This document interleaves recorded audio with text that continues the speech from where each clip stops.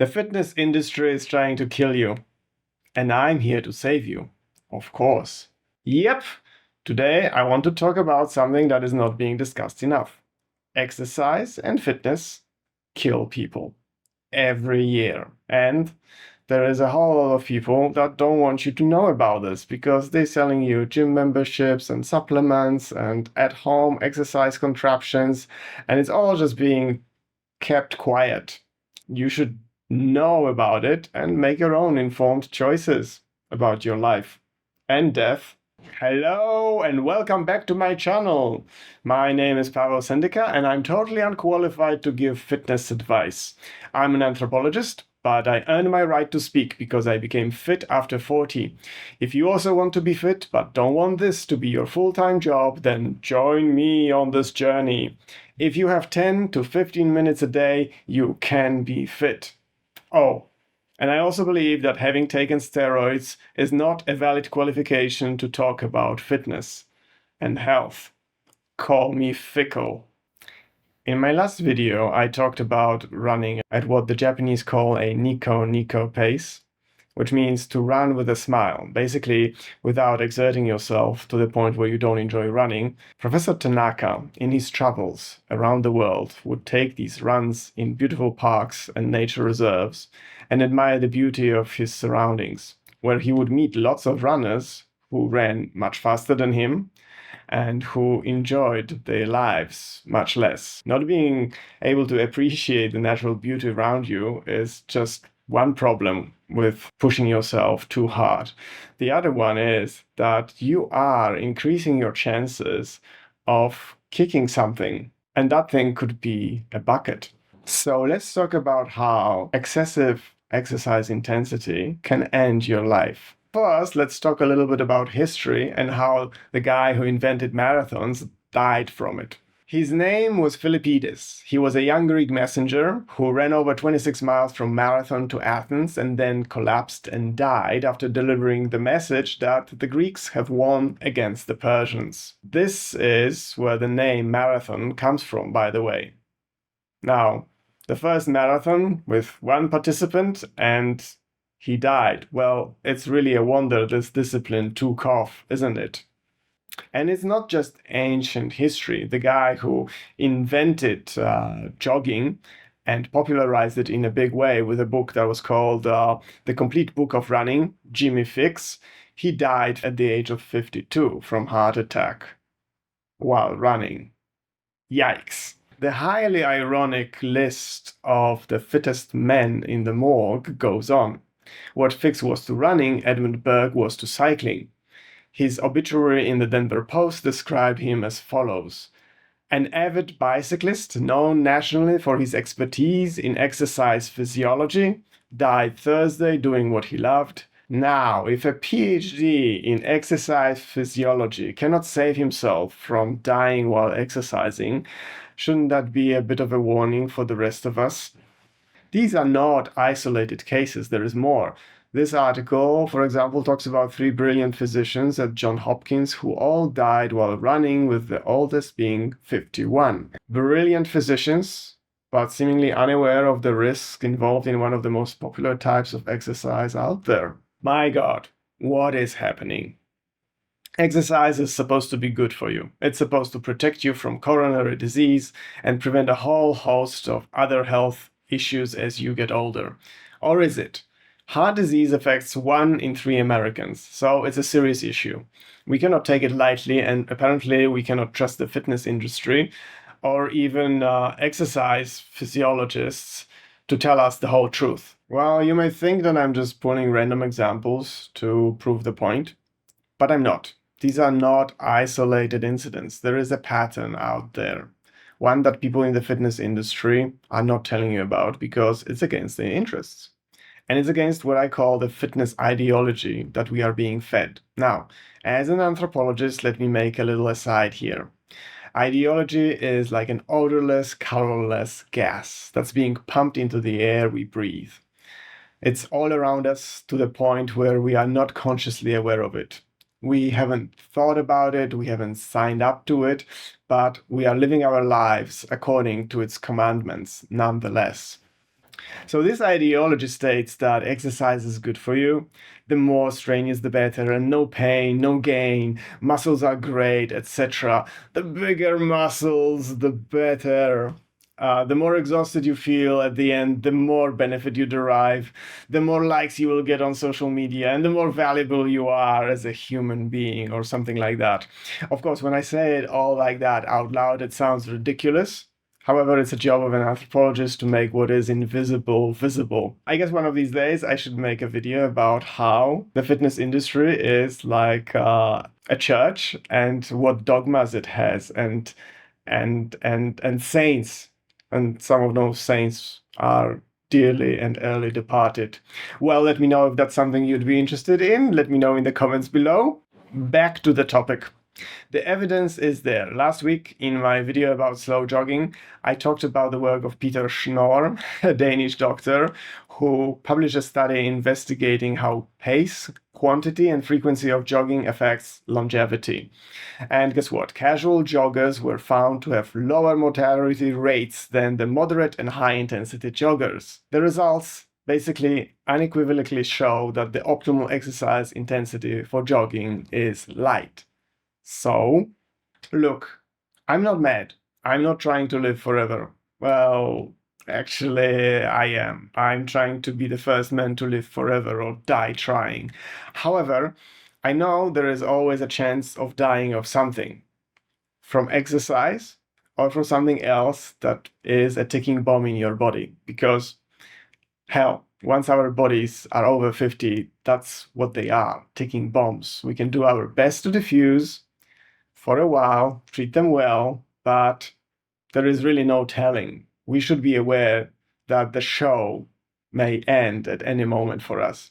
Now, what I do think is that to actively engage in a risky behavior that has been shown time and time again to increase your chance of dying because society tells you that it's good for you, well, that's just ridiculous. And it reminds me a bit about the times when the doctors prescribed cigarettes for whatever reason. I feel that we are going to look at this day and age of the fitness industry in the future, hopefully soon, and say it was like the Dark Ages, where people believed in witchcraft and burned witches at the stakes. And as an anthropologist, I have to tell you that the so-called Dark Ages were not so bad when it came to burning witches, that most of them were actually burnt during Renaissance and the Enlightenment era, where supposedly we started believing in science and reason. What greatly contributed to the spread of this madness was the spread of information, or should I say misinformation. And thanks to the printing press and the publication of The Hammer for the Witches by Heinrich Kramer. Why am I talking about that? Well, because I see this as a parallel to what's happening on social media today. There is something you should know about Heinrich Kramer. When he first tried prosecuting the witches, he was expelled from the city of Innsbruck and his bishop dismissed him as senile and crazy. So he cooked up this book and unleashed it on the world, and it went viral, and as a result, thousands of women died. Think of this book as the first slanderous and vicious viral social media post. We've got now our new and improved social media where thousands of voices echo each other and with the same advice, in chorus. And I feel it's no less idiotic and equally harmful. This is something I believe that people should be told. Peter Schnorr did his research on joggers, but wouldn't that stand to reason that the intensity of exercise matters, not just when running, but when you're doing other types of exercise as well?